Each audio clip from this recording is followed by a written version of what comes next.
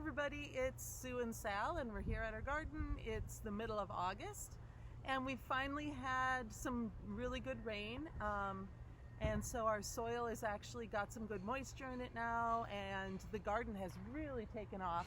So I'm guessing that's been true for you as well. So we're just going to go in and take a look around.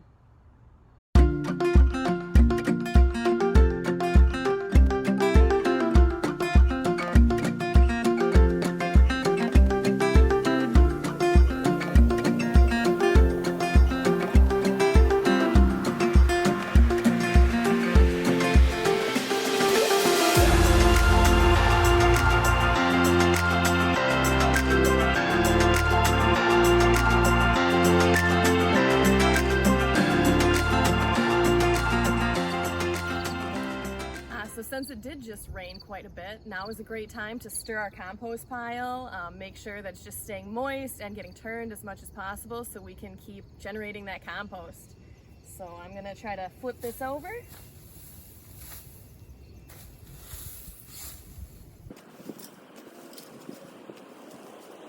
So we can see we're getting some good compost breaking down in here. So the more that we stir it and the more that we keep just adding water to this pile, the faster it's going to break down.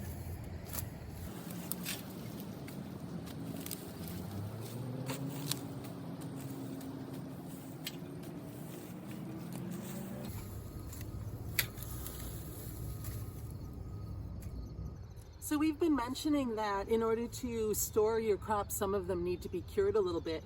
And I just wanted to show you an example of the onions. This onion, the top, has flopped down and the onion itself is starting to dry.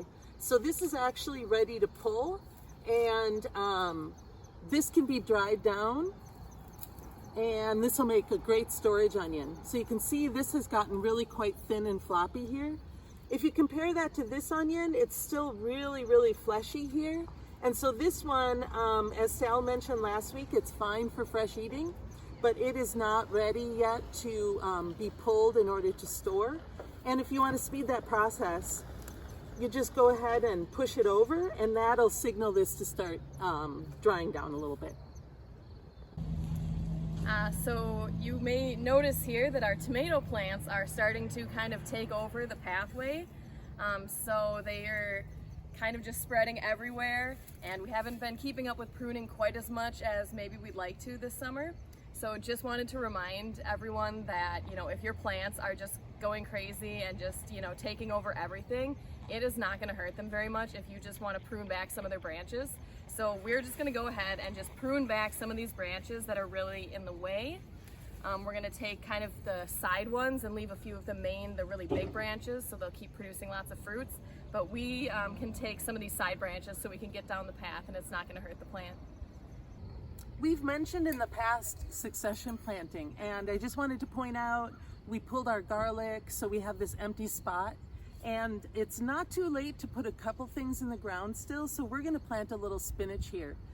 Spinach actually likes cooler weather, so now is a good time to plant it. And so we're going to pop it in the ground and see how it does. So we had talked about this last year with cabbages, that once you remove that main fruiting body, that cabbage, that sometimes the cabbage will kind of grow these little mini cabbages off to the side. So we really encouraged that to happen last year. And we're noticing the same thing is happening with our broccoli this year. And every year is kind of different, so we're thinking that this has just been a really good year for broccoli. And I removed the main head of this broccoli about 2 weeks ago.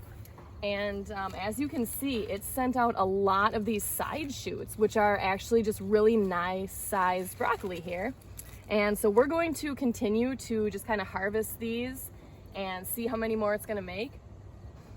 If you leave your broccoli side shoots or your broccoli main heads and you just don't get a chance to pick them, it's possible that they could go to flower. So I was recently asked how you can tell when your broccoli is ready to harvest. And if you see some of these little tiny flowers, if they're starting to open up and you're starting to get any yellowing around the edges, that means that it's getting ready to just go to flower, so you'll want to harvest it if you're planning on eating it. Otherwise, you can always just let maybe one of your broccoli heads or one of your side shoots flower because it's a really attractive plant for pollinators. we wanted to point out that if you want to keep your flowering plants flowering in order to encourage the pollinators to visit and just for the beauty, a thing you can do is pick any flowers off that are starting to die back. It's called deadheading. So things like this you would just pinch off. That will encourage the plant to keep flowering. Now, conversely, if what you want to do is save seed, then you leave these flowers on and they'll start to dry back and make seed. Sometimes too, if you just let them dry and make seed, then they'll drop their seed right in place, and that's how you end up getting your flowers to self-seed in the same area every year. So it's just a matter of what you're trying to encourage, you know, flowering and pollinators, or if you're looking to get some seed, and you can manage it to do both. Oh my gosh, check out this bee crawling into this snapdragon flower. It just closes right up behind it.